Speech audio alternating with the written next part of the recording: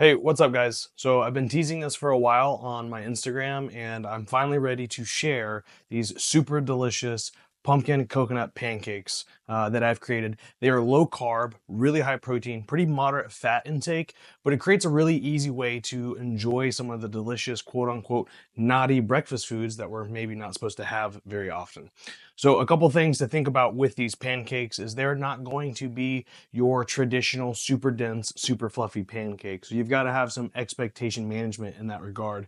But this is a very crafty way that you can still enjoy some of these sweet treat kind of breakfast foods without the crazy blood sugar or blood glucose spike that tends to follow after we have traditional pancakes or biscuits and things of that nature at the breakfast time.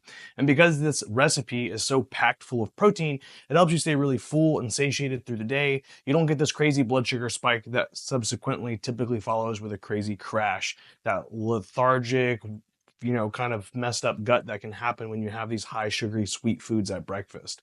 So it's going to set you up for success through the day. It allows you to enjoy some really delicious flavor. And this particular pumpkin pie kind of coconut recipe that we've come to put together over these last several weeks, it has a very unique texture. So it has a little bit of a crisp to the outside, but the inside is almost like a creme brulee kind of custard in the center, especially if you decide to make waffles with it. So this batter is interchangeable. Just know that the yield will be a little bit different. So a couple things you definitely need for this recipe is a powerful blender. It won't quite work in the KitchenAid because we are using cottage cheese in the recipe, so it does need to be blended down. We personally use a Blendtec, but I'm sure a Ninja blender or a Vitamix would work as well. I'm sure you can probably find some higher end powered motors like a Walmart brand or something, but just know that you do need a pretty powerful blender for this because we are blending all of the ingredients to put the batter together.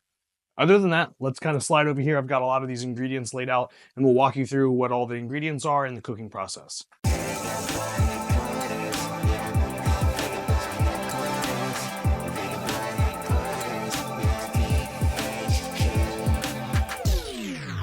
So I'll kind of give you a quick walkthrough and then we'll start putting the recipe together. So we have 300 grams of canned pumpkin or pumpkin puree. This is a cup of low-fat cottage cheese.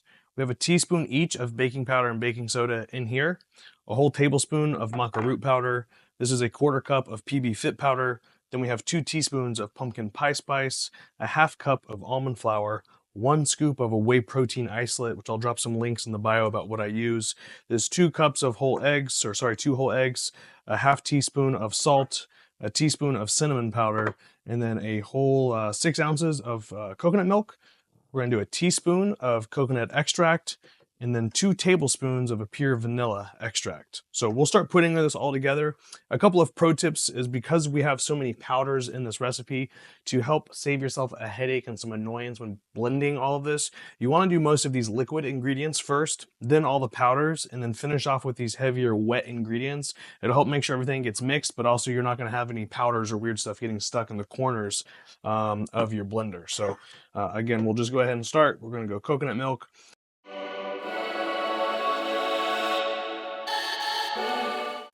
Okay, so we got everything in the blender, so we're just gonna pop this guy into the blender, and then depending on what kind of blender you have, it'll be whatever settings.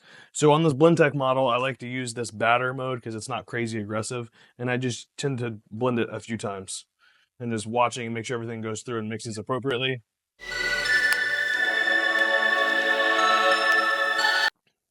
All right, guys, we'll get to the fun stuff of actually making these pancakes. So again, if you have a waffle iron, this recipe will also work for a waffle iron.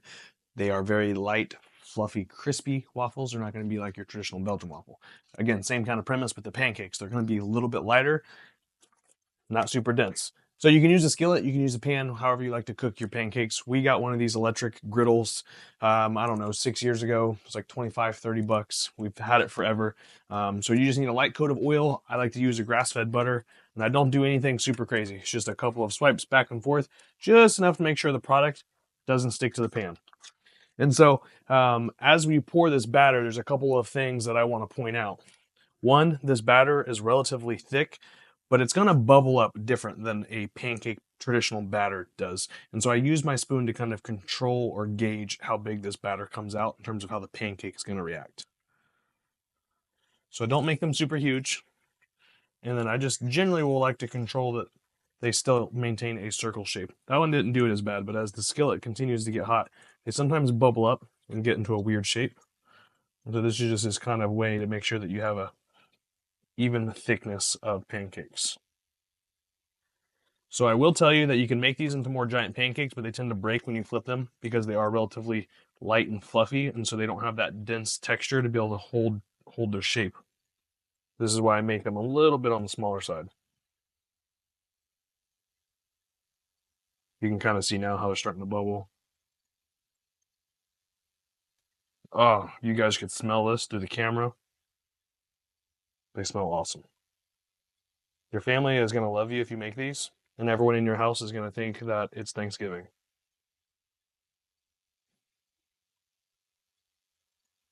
Yeah, see how that one got all weird? This is what they usually do. The back end of the skillet's a bit hotter. Okay, and so from this point, um, it's a little bit different with your pancakes of how you know when they're done, right? Traditional pancakes, there's some kind of like old methods of like, hey, when you don't see the bubbles closing anymore, it's time to flip these pancakes. I think the best premise for these is just let them cook for about 2 to 3 minutes on the side to get nice and crispy. You'll notice they kind of start sinking down. They're losing some of that fluff. And then that's a good time to flip because they do break easy. I did forget to mention this, but I keep this griddle or skillet at about 325, probably a little bit higher. I have tried cooking on slightly lower temps and higher temps and have personally found for this recipe that tends to work the best. But hey, the best part about cooking is you get to experiment and kind of make these things your own. I'm just simply sharing the recipe that we've developed. So if you kind of take a peek at the pancakes now, you can see how like the outer rim is cooked, but it's the inside. Because we're using that real pumpkin, you just got to let it cook for a little bit longer and make sure that's really quite dense. So we'll kind of just film this here for a little bit. I'll speed up the video. You can watch the process and then we'll show you like what it looks like when we go to flip.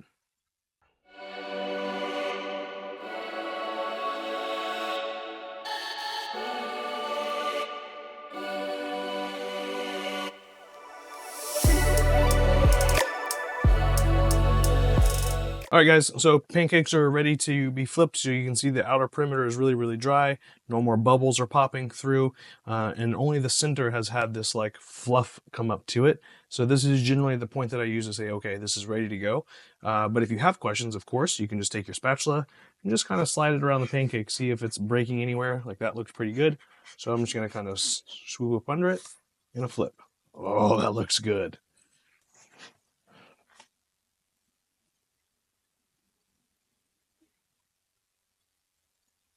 These flexible spatulas or flippers or whatever you want to call them. This isn't technically a spatula. They're a lifesaver, man.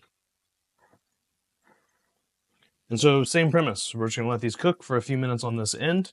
They're going to really start to lose that volume and shrink down a bit. And then I just set them off to the plate and we go through the rest of the batter and serve them. All right, guys. So we finished the pancakes.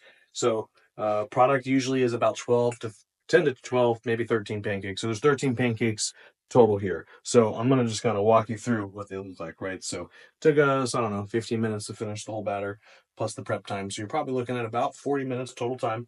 So as you can see, pancakes are pretty thin, but look, check this out. They're very moist and they're super delicious. We'll give you a macro breakdown at the end of this video.